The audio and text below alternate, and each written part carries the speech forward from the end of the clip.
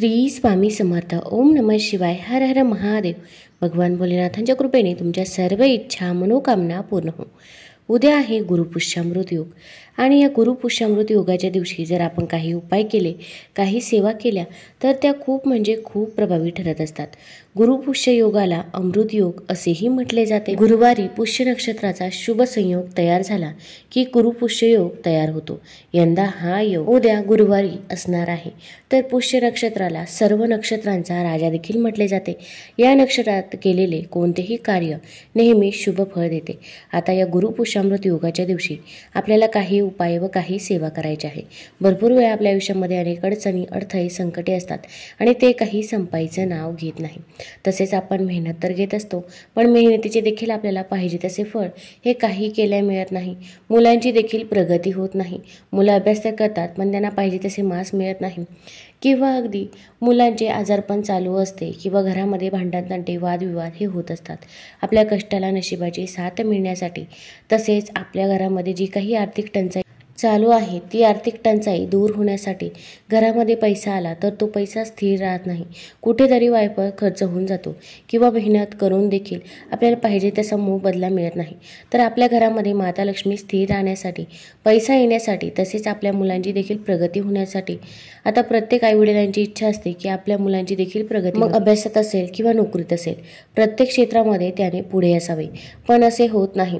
आपल्या मुलांच्या अभ्यासात लक्ष लागत नाही किंवा अभ्यास करून देखील त्यांना पाहिजे तसे मार्क्स मिळत नाही. मग आता या सर्व गोष्टींसाठी तुम्ही एक उपाय करायचा आहे. अगदी मनापासून आणि श्रद्धेने हा उपाय करावा. तर कोणता उपाय करावा, कोणत्या सेवा कराव्या हे जाणून घेण्या अगोदर तुम्ही ऑलराऊंडर या मराठी यूट्यूब चॅनलवरती नवीन असाल तर चॅनल लाईक करा आणि सबस्क्राईब देखील करा. तसेच कमेंटमध्ये श्री स्वामी समर्थ किंवा हर हर महादेव लिहायला विसरू नका, जेणेकरून आपल्याला देखील भगवान भोलेनाथांचा आशीर्वाद हा प्राप्त होईल. गुरुपुष्यामृत योगाच्या दिवशी आपण सकाळी लवकर उठायचं आहे. अगदी तुम्ही ब्रह्ममुहूर्तावरती उठले तरी पण चालेल. ब्रह्ममुहूर्तावरती आपण जे काही पूजा करतो, जी काही सेवा करत असतो ती सेवा ही फलदायी ठरत असते. आता या दिवशी आपण अंघोळ करताना अंघोळीच्या पाण्यामध्ये थोडीशी हळद टाकायची आहे. हळद ही भगवान विष्णूंना अत्यंत प्रिय आहे. माता लक्ष्मीला देखील हळद आकर्षित करत असते. तसेच हळद आपला गुरुग्रह देखील बळकट करत असते. हळद टाकावी. तसेच आता या दिवशी आपण अंघोळीच्या पाण्यामध्ये काळे तीळ देखील टाकायचे आहे, कारण की काळे तीळ हे आपल्या पितरांना, पूर्वजांना समर्पित आहे. अंघोळीच्या पाण्यामध्ये आपण हळद, काळे तीळ तसेच गंगाजल देखील टाकायचे आहे, कारण की या दिवशी पवित्र तीर्थस्थानी स्नान करणे याला खूप महत्त्व आहे. पण आपल्याला अशा ठिकाणी जाणे शक्य होत नाही, म्हणून आपण घरीच अंघोळीच्या पाण्यामध्ये 2 थेंब गंगाजल देखील टाकायचं आहे. आता या सर्व वस्तू टाकत असताना आपल्याला एका मंत्राचा जप देखील करायचा आहे. अत्यंत साधा आणि सोपा असा प्रभावी मंत्र आहे. गंगेच यमुनेचे व गोदावरी सरस्वती नर्मदे सिंधू कावेरी जलेस्मिन सन्निधिं कुरु.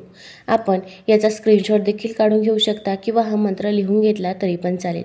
अगदी घरामध्ये एखादी व्यक्ती आजारी असेल किंवा एखादी व्यक्ती खूप नकारात्मक बोलत असेल, आपण कधीही तिच्याबद्दल सकारात्मक बोला, पण तिच्यामध्ये नकारात्मकताच भरलेली असते. तसेच एखादी व्यसनाधीन व्यक्ती असते किंवा अगदी मुलांना जरी कोणतीही अडचणी, अडथळे, संकटे असतील तर त्यांच्या देखील अंघोळीच्या पाण्यामध्ये आपण या वस्तू टाकायच्या आहे. त्यामुळे त्यांचा आजारपण देखील दूर होईल व त्यांच्यामध्ये असणारी नकारात्मक ऊर्जा जी काही आहे तर ती देखील संपुष्टात येईल. अगदी घरामध्ये लहान बाळ असो किंवा वृद्ध व्यक्ती असो, प्रत्येकाच्या अंघोळीच्या पाण्यामध्ये आपण या 3 वस्तू टाकायच्या आहे आणि त्या 3 वस्तू टाकूनच आपण अंघोळ करायची आहे. तसेच भरपूर जणांना नोकरी व व्यवसायामध्ये अडचणी, अडथळे येत असतात, तर अशा व्यक्तींनी रोज अंघोळीच्या पाण्यामध्ये आपल्याला थोडीशी मध टाकायची आहे. अगदी तुम्ही 2 थेंब मध टाकली तरी पण चालेल. मध टाकून तुम्ही अंघोळ करायची आहे. तुम्हाला नोकरीमध्ये यश मिळेल. तसेच तुमचा व्यवसाय असेल तर तो व्यवसाय देखील व्यवस्थितरित्या चालेल. मग महिला असेल किंवा पुरुष असेल, जी व्यक्ती घरामध्ये कमवती असेल तर त्या व्यक्तीच्या अंघोळीच्या पाण्यामध्ये आपण 2 थेंब मध रोज आवर्जून टाकायचे आहे. आता या गुरुपुष्यामृत योगाच्या दिवशी आपल्याला माता लक्ष्मीची देखील पूजा करायची आहे आणि त्याचसोबत आपण भगवान विष्णूंची देखील पूजा करायची आहे. तुम्ही आता माता लक्ष्मीची पूजा करू शकता किंवा एखादा चौरंग मांडून त्यावरती लाल वस्त्र टाकायचं आहे. त्यानंतर आपल्याला एक दिवा प्रज्वलित करायचा आहे. दिव्यामध्ये शुद्ध तूप, तिळाचं तेल किंवा मोहरीचं तेल देखील टाकू शकता. दिव्यामध्ये चिमूटभर हळद टाकायची आहे. दिव्याला देखील आपण हळदी कुंकू अर्पण करायचं आहे, फूल अर्पण करायचं आहे, असा दिवा प्रज्वलित करायचा आहे आणि यानंतर माता लक्ष्मीची पूजा करायची आहे. श्री भगवान गणेशांची देखील पूजा करावी. भगवान श्री गणेशांना देखील आपण अभिषेक करायचा आहे. अगोदर शुद्ध जलाने, त्यानंतर पंचामृताने आपण अभिषेक अभिषेक करायचा आहे आणि ओम गण गणपतये नमः या मंत्राचा जप करत राहायचा आहे। आता माता लक्ष्मीची देखील आपण पूजा करायची आहे। माता लक्ष्मीला ज्या काही वस्तू प्रिय आहे तर त्या सर्व वस्तू आपण माता लक्ष्मीला अर्पण करायच्या आहे। मग गुलाबाचं फूल असेल, कमळाचं फूल असेल, ज्या काही वस्तू तुम्हाला सहज उपलब्ध होत असतील तर त्या वस्तू तुम्ही लक्ष्मीला अर्पण करायच्या आहे। तसेच माता लक्ष्मीला आपण या दिवशी तांदळाची खीर देखील आवर्जून बनवायची आहे व ती आपण जोपर्यंत पूजा करत आहोत तोपर्यंत माता लक्ष्मी समोर ठेवायची आहे। पूजा झाल्यानंतर, सेवा झाल्यानंतर घरातील सर्व व्यक्तींनी ही खीर ग्रहण करायची आहे, कारण की यामध्ये साक्षात माता लक्ष्मीचा आशीर्वाद आहे। आता या दिवशी आपल्याला उपाय कोणता करायचा आहे? हा उपाय करण्यासाठी आपल्याला एक पिंपळाचं पान घ्यायचं आहे। पिंपळाचं पान अगदी तुम्ही अगोदरच्या दिवशी तोडून आणू शकता किंवा त्या दिवशी सकाळी तोडून आणलं तरी पण चालेल। हिंदू धर्मात पिंपळाच्या झाडाला विशेष महत्त्व आहे। कोणत्याही धार्मिक यज्ञात पिंपळाच्या झाडाचे वेगळे महत्त्व आहे। धार्मिक महत्त्वासोबतच पिंपळाच्या झाडाचे औषधी महत्त्व सुद्धा आहे, ज्याचा वापर करून अनेक प्रकारच्या औषधी वनस्पती बनवल्या जातात, ज्या आपल्याला विविध रोगांपासून बरे देखील करतात। पिंपळाच्या झाडात स्वतः भगवान श्रीकृष्ण वास करतात असे श्रीमद भगवद्गीतेमध्ये त्यांनी स्वतः सांगितले आहे। अर्जुनाला उपदेश करताना श्रीकृष्ण म्हणाले की अश्वत्थम वृक्ष, ज्याचे वर्णन गीतेच्या 10व्या अध्यायात देखील केले आहे। याचा अर्थ सर्व वृक्षांमध्ये मीच पिंपळ वृक्ष आहे, म्हणजे स्वतः भगवान श्रीकृष्ण पिंपळाच्या झाडात वास करतात। पिंपळाच्या झाडाखाली गवत उगवत नाही, याचा अर्थ नवीन जीवन तयार होण्यास प्रतिबंध होतो आणि त्याच वेळी या झाडावर फळे उगवत नाही। त्यामुळे इतर झाडांच्या प्रमाणात पिंपळाचे झाड शेकडो वर्ष जगते। पृथ्वीवर अनंत काळ राहिल्यामुळेही भगवान श्रीकृष्णाने त्याला आपले स्वरूप म्हटले होते। आता हे पिंपळाचं पान आपल्याला घरी आणायचं आहे।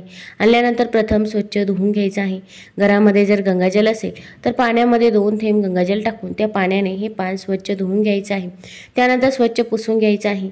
आता ही सेवा आपल्याला रात्रीची 12 वाजता करायची आहे। कोणतीही सेवा 12 वाजता होत नाही, पण व्यंकटेश स्तोत्र आपण रात्रीचे पठण करत असतो।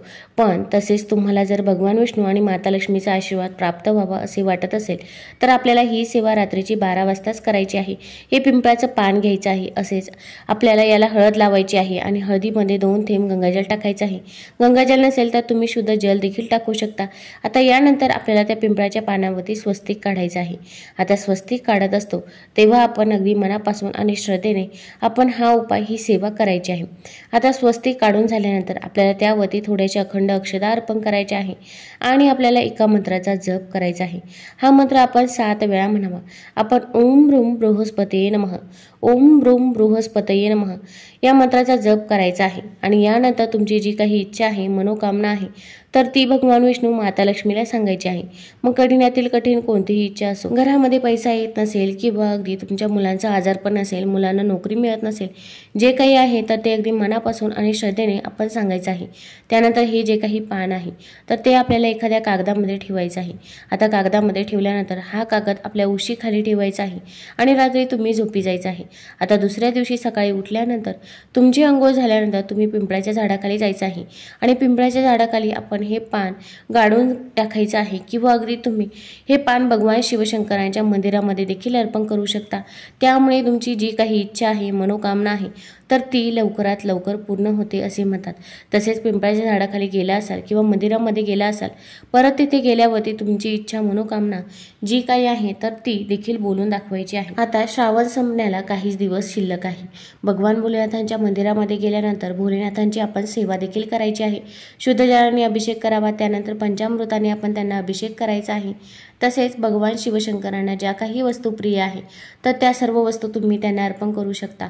मग अगदी चंदन असेल, भस्म असेल तर या सर्व वस्तू, तसेच बेलपत्र, बेलफळ, धोत्र्याचं फूल, धोत्र्याचं फळ, ज्या काही गोष्टी उपलब्ध होतील तर त्या सर्व वस्तू तुम्ही त्यांना अर्पण करायच्या आहे आणि अर्पण करून झाल्यानंतर हे पिंपळाचं पान आपण तिथे ठेवायचं आहे। आपली इच्छा, मनोकामना बोलत ते पान तिथे ठेवावं।